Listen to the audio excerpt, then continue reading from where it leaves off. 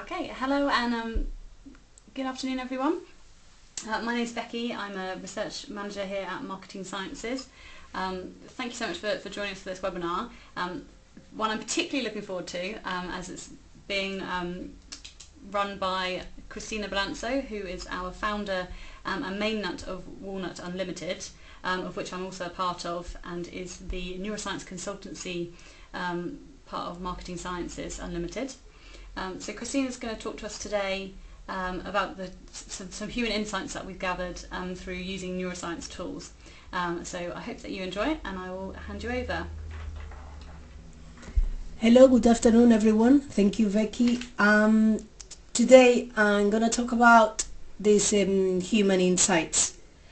Human insights that hopefully will help us to go out with some ingredients of engagement that we need to emotionally connect our brands with the people that we are targeting.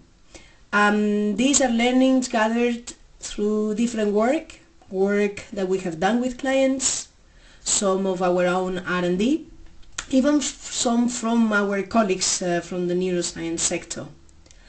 Today I won't talk too much about the method or the metrics, because today the focus is on the insights and how the brands can activate and what are the takeaways that you can bring to your business. We have more than 12, but today I'm gonna take you through 6 of them in detail with all the examples to back them up, and then I will talk about the other 6 in less detail, but obviously you can contact us and we can have different presentations with your teams that we can take you through all of our insights, and as I said, we can have even more than 12. So let's start by the first one. The first one is around storytelling. Evolution has wired our brains for storytelling. Why is that this is happening? Well, actually, if you think about it, the thing is that the stories are the ones that put our whole brain to work. There's personal relevance, there's memory processing, there's sensoric activation, everything works as a whole. The example that I'm going to show you now is an example from some research that they run trying in this ad understanding why this Volkswagen ad based on the story of Star Wars was so engaging. And as you can see here in the example, you see the overall engagement is quite at the top and really driven by this personal relevance, a story that you can connect with. These metrics are coming from the EEG, the brain activity, and also you have at the top of the screen the eye tracking, so the visual attention. And the emotional valence, you can see how you create an engaging and emotional storyline is producing positive views, and at the same time you are engaged by the flow of this positive and negative drops that you are having. But the clever thing is that you will notice at the end of the ad, so after now the frustration that is obviously generating a drop in the emotional valence and negative, you will see how clever was the brand that in this emotional crescendo, that is what we need to know, Volkswagen was putting the logo right at the eye level when we are got stuck by the story and sucked by the story. So, and you see how the whole brain is working. As you can see all these lights, right? And the brain is, the whole thing is working. It's working because it's driven a lot of relevance. And what is a story? What is the important takeaway for you guys? The important thing is that your brand needs a story. It needs to have a story that you can bring from something that everybody knows, like Star Wars, but because or something that is talking about the ingredients for your product, because this activates mirror neurons, which emphasize this empathy. You make people feel what you want them to feel. And this is utterly important. And this storytelling that drives to the second insight is about faces. Faces are so important to humans. Actually, we have a part in the brain that just processes them. Faces, we always look for people's faces because it's when we can learn about their intentions. They are key for us to interact each other. If you hold the baby the hands, the first thing that they will do is to look at your face to see why you are doing this and how you can take advantage of these faces. Is in the stories when you have a communications, and here you can see how a concept states in this example of Heineken that we did. In this particular scene, you can see red. Red means approach, means positive. The faces were driving the emotional relevance. In the eye tracking, you can see people are looking at these faces and you have a high relevance. However, what many times happens is that the final act, the faces were not as clear. We didn't give the importance that they should have, and then we lose the relevance. And we can see here how this red that we had before, it becomes this yellow, so more neutral relevance. And it's important because faces can be used in your advantage. You need to show faces that are expressing the emotion that you want to combine in this particular story, and you can use them to drive the attention towards the elements that you are trying to reinforce through your execution. But also be careful as well, these faces, sometimes a very minor micro expression that maybe is not even seen at conscious level. The brains can pick up, and if the face was showing some anger or disgust, actually you have a withdrawal reaction. So it's important that you really, in the casting and in the expression, in the shooting, you really feel the actors the feelings that you want to transmit. The third insight is about negative news. And yes, we are attracted by negative news. And why is that? It's not masochism. It's just survival instincts. We learned from the negative stories. We are very much focused on something when something goes wrong, because you need to learn to change this outcome, right? And it's particularly important in sectors like social arts, right? How much negativity we can cope with. This would be the question. And in here we have a very short example, but very important and meaningful, and hopefully illustrative, that you have here 3 billboards with exactly the same headline. In Polish means stop violence. And if I ask you, which execution would result, is the most effective response? Which one is the one that you balance the shock image, but you are ensuring that people are going to the call to action, so the call to action is able to cut through. If I ask you which one you prefer, the first, the second, and the third, the difference is you go from the less implicit violence to more, less explicit, to more explicit violence through this plot. Actually, the response is the first one. We evaluate this through 3 techniques: EEG, the brain activity, then the GSR, the arousal, something that drives you to action, and through eye tracking, because obviously in static stimuli we need the eye tracking to understand what people are looking at and how their reactions. In the first one, yes, negative, people are looking at the face, as we saw as well in the second insight. People are looking at the face, people are very focused on the sadness of this boy, which generates this red. This red means like this approach, so you want to embrace the situation, and at the same time your attention is able to go to the headline and have as well a peak of activation, this purple, that means something that drives you to action. And in the other 2, that maybe you thought that it was the second one, the best one, yes, you were right, people are very much focused on this plot, but the thing that provokes is that too much negativity makes your brain shuts down and try to understand what's going on, and in this cognitive effort and emotional processing makes you lose the impact of the headline, and you are not able to you might remember that you saw this sad face with plot, but you can't remember what it was the ad about.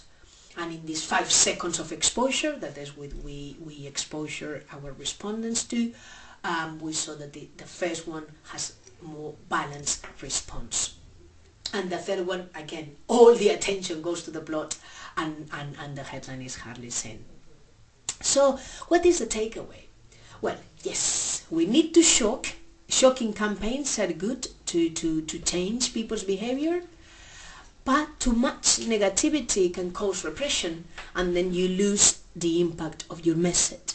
So these techniques are able to let you know how much we can cope with and whether this shocking is producing at the same time a sadness that produces more empathy and approach. The next insight is around how we convince our CEO in the brain. And yes, neuroscience has told us how it's important as well to show the evidence of your product superiority that you can show through demos with different elements, but it's important that you have something superior versus your competitors. Do it and show it and communicate it because it helps decision making. And the next ad that we are going to show you is an ad of a P&G of Bounty that you see how much red from the beginning to the end. People are familiar with the story, are engaging with the product performance. It shows this effectiveness, this convenience through this story. The kitchen is a set that people can feel identified with, and after hearing the demo is generating that much engagement and the arousal with the purple sign. So you see how the whole thing is generating this engagement, and actually this go against my own understanding of the role of creativity and whether I like or dislike this ad. And actually in a focus group this one was rejected. But sometimes we understand that how important it is to have these tools, that sometimes something can go against your rational likability, but showing the product superiority in a more trying to be more emotionally rewarding can be very powerful for the brain. And so it's very important to understand these unconscious emotional responses. The number 5 is around music. And we all know that music is a very important element. We are wired to respond to music. This pleasant music boosts serotonin, a chemical responsible for generating these good feelings. This make me feel good. And also engages the hippocampus, which handles the long-term memory. So imagine how important for brands. We have positive emotion, we have reward, and we have a long-term memory. But what happens when you don't do it right? Actually, you can drive this engagement that can obviously affect a lot in your final results. In this example that we are going to see is that a few artists were competing to record a theme song for the movie Quantum of Solace. And the battle was between 2 titles that were left. And the one that James Bond production choose was maybe not the right one. And now you're going to see in an exercise, I'm not going to go through the whole trailer, but you are going to see the 2 songs that were competing. That was Alicia Keys and Duffy. And the most preferred one was the one on the top from Alicia Keys. And the one that they used, actually. But you will see the difference of engagement is massive. You have exactly on the top the same trailer, and at the bottom you have the results for Alicia. You can see all yellow from the beginning to almost the end. And Duffy was actually better. It feels better, and it seems to be better tailored to this intro from Quantum of Solace. Maybe of the mortal Shirley Bassey seducing the whole thing, and we don't know why, but it just was better from an unconscious emotional responses. And sometimes again, likability might not be the only source of data, and looking at these emotional unconscious reactions would be much more important. So it's important that music has a massive impact on your unconscious emotional experience, and we have the tools to actually compare how the music made you feel and whether a story is well linked to this particular soundtrack or not, or how many times in the agency you are thinking about should I put a cover or the original music, and the difference of investment can be quite different. So using these tools, you can go beyond likability again and understanding which one is changing the engagement that is what will drive probably effectiveness. The sixth of the insights is about food, and probably all of you have already had your lunch, so this will have less impact, but it's important because this food and see images of food have a great impact on the brain. Our primitive brains love food because obviously this secures our survival, and this is what we saw images of food that can be for use as a resource at any kind of piece of comms, is because survival instinct kicks in, and this leads to what we call preferential activation. In the ad that I'm going to show you now as an example is something has drawn our attention, and every time that we're testing ads that have an element of food, we realize how important it is to show food with all the fat emotion, the protein, and when people are hungry and people are eating is much more relevant. And you will see this in this Lupark ad that Gwyneth Kennedy put on air I think 2 months ago. In this ad again, the relevance is at the top, and you can see how the food is driving this relevance and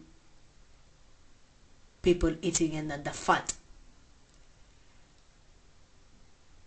And now the performance of the food, and here the protein again, the egg, people eating it. So it's a fantastic example and a gig of different sensoric information that is driven the attention towards this food. So it's important to show food, but show visceral food of images, this fat emotion, because consumers will really pay attention to it. It's what we call, and Charles Spence will talk about, this gastropone, and how our senses are driven to this. So now I'm going to talk you about the last 6 insights more briefly than without the examples, but hopefully we will be able to see which are the headlines, and another day if you want to know more about them we will show you the examples for each of them.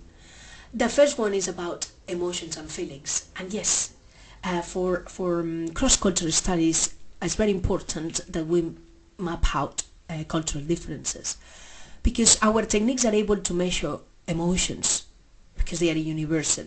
They happen in the body and we can measure them.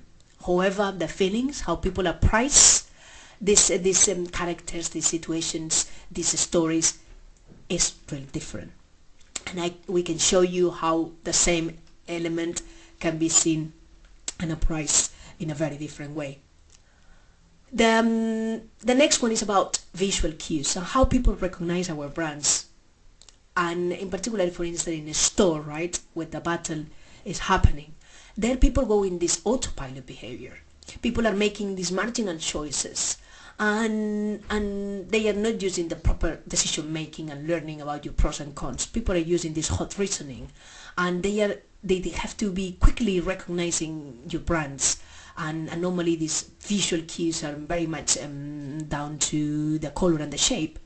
So please, when you are going to change your pack, be sure that you know which are the visual cues that people, that your shoppers use to recognize your brands. Otherwise, you might obviously lose them because you make the work more difficult, and because they can't recognize you. And if there's no recognition, there's obviously no choice. The ninth is about humor and about engagement. And I have been speaking with a lot of clients lastly and about the importance of executions that has a dose of humor. And yes, guys, it's important, the humor. However, and the humor is quite, we can draw a parallelism with the storytelling. There's very important, the whole brain is working with something, connects with you and makes you laugh. But sometimes it's dangerous, it's a danger if your brain is not always in this humor territory, that you lose the long-term engagement. So something make you smile one day, but after you don't position your brand, and people will remember a funny ad, but they won't recall your brand. So it's important that you have a look at this. The number 10 is about gender differences. Oh my gosh, right? So you didn't need neuroscience to understand that men are different than women. But the important thing is that sometimes these differences are quite shocking. And we are learning now that every single research that we run, when we have the split in gender, sometimes is that we are learning now how the different stories engage to one gender or the other. How language processing, and with a lot of language, it really is something that resonates in women much more than men, and for obvious reasons that now we are not going to talk about. And then we have seen how a lot of imagery and sets, scenes that are changing rapidly, something that men normally are quite prone to like it, whereas women prefer one single set. So there are a lot of differences now that we are that are helping us to judge ideas in a very early stages of creativity. The other one is about memory and conversion, and memory is the glue of our experiences, and memory is what makes also the whole campaign of your brand to be more effective or less effective. You have to be able to link all of the elements of your campaign and all the different touch points with elements that are recognizable by these consumers, and make the job, because you are making the job easier. So if you are able to connect all these dots, this will help people to be more recognizing the campaign, recognizing the benefits and the experiences, and this will help you to get the conversion that you need from these consumers to turn into shoppers. And the coherence as well is very important in this memory processing. And the last one that I'm going to talk about today is about the brands and the and values. And we have seen how brands are giving value to the objects around us. Brands are a network of association of meanings and of emotions that people feel linked to. That if people are looking at this object, but this object, like it's a bottle, have the brand Heineken, your brain and your visual attention is going to go to there, because you are giving the value to this bottle. So it's important that you always show your brands, because the brand brings recognition brings this familiarity sense, and this brings you to have a more salient brand. And as always, I hope that you found these insights meaningful, and you can take some of these takeaways with you. We know that there's much more to crack on with. As we said, there are more insights that now we have learned about human beings. So if you want to contact us, please, you have our email addresses, and don't hesitate to contact us. Thank you very much for your time, and I will be happy to take questions just after Becky. Thank you very much, Christina. That was really fascinating. So yeah, if you do have any questions, please do type them into the box, the questions box, and we can have a look at those. I just, before we go on to the questions, just wanted to share a couple of things that we've got coming up at the moment at Walnut. So the first one is we are running a syndicated TV neurotest. So this is a great opportunity if you'd like to dip your toes into a bit of neuroscience and test one of your ads. We can also look at if you want to test more than one as well. So please do get in touch if you're interested to know more about that. And the other one is we are running another of our brainy bars at our house in Creston House over in Soho on the 12th of September at 6:30. This is a free event. but we do have a limited number of places, and it's a fascinating event where we have lots of different talks and discussions about neuroscience and where it's heading and what it's taught us so far. Okay, so yeah, I've got one question here that's come through. So you talked about the impact of music and how important that is. But what about other sounds, other kind of voiceovers and things like that you should pay attention to? Yeah, well, actually, I think that the sound is a very important, because it can be something that the brand can really take on board, and importance of the sounds, background sounds. I remember something that it was how we were pouring a beer, and there was something in the visual of this foam, but also there was some kind of noise when you are preparing a pint, and these kind of things were driven the engagement, and obviously no one could have said that this was driven, the highest peak of engagement, but it was. So it was very nice to see how everything makes the experience more powerful, and all the sensoric information coming from the eyes, but also coming from the sounds, are important, as elements that make your brand perform better. Okay, thank you. One other question I suppose that I was interested to know about, is whether we've done looking at kind of other sort of shapes or anything like that, and if things like the product shape, can that have an influence? Well, this I think psychologists know even much more than consumer neuroscientists, but I think it happened in 2012 or 13. Cadbury launched this new chocolate, and they changed the shape. You remember they was more square, yeah. And then it happened that they launched this more rounded chocolate, and consumers in this sugar taxes and everything, they were saying, oh, the Cadbury changed the recipe. And Cadbury was saying, I swear, we haven't changed anything. This is true. And this Charles Spence had to say, this psychologist saying that what happened is that changing, the shape of something can actually affect in the perceptions of the taste, and which makes open, a new world for brands. How you can change perceptions of taste, just changing how you present your product in a pack. So I think it's just fascinating, and it helps us with another human insight, that would be how our brains take the whole experience, and how the links and the senses are totally interconnected. We eat with our eyes, yeah. And before, we even taste it, so this is really a fascinating story. Yeah, it's quite amazing how much there is more to there's no rational taste. Everything tastes better when you are with a good company. Yeah. So all of these have obviously an impact. How you use this in your benefit. I think the brands can learn a lot about that. But maybe another webinar can be around senses and food. Well, thank you so much, everyone. It doesn't look as though there's any more questions coming in. So just a couple of other things for you to look out for. Is we've got another webinar coming up next month, so 21st of July.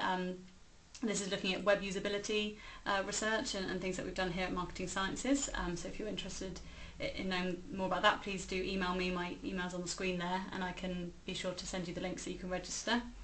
And we do also have a couple of previous webinars we've done, which are also really interesting, and you can download from the Marketing Sciences website. One of which is a webinar hosted by our ginger nut, Dr. Andy Myers, and that's looking at kind of whether neuroscience is becoming the new normal, and kind of where it's come from and where it's headed. And then the second one, also just to draw your attention to, is Ian Ralph, who's a director here at Marketing Sciences, discussing kind of the use of kind of passive measurement for kind of understanding sort of the digital behaviours. So again, it's kind of going beyond those sort of rational responses to understand kind of what's going on in people's behaviour. But that's great. Thank you so much for joining us. I hope you have a lovely afternoon. Bye.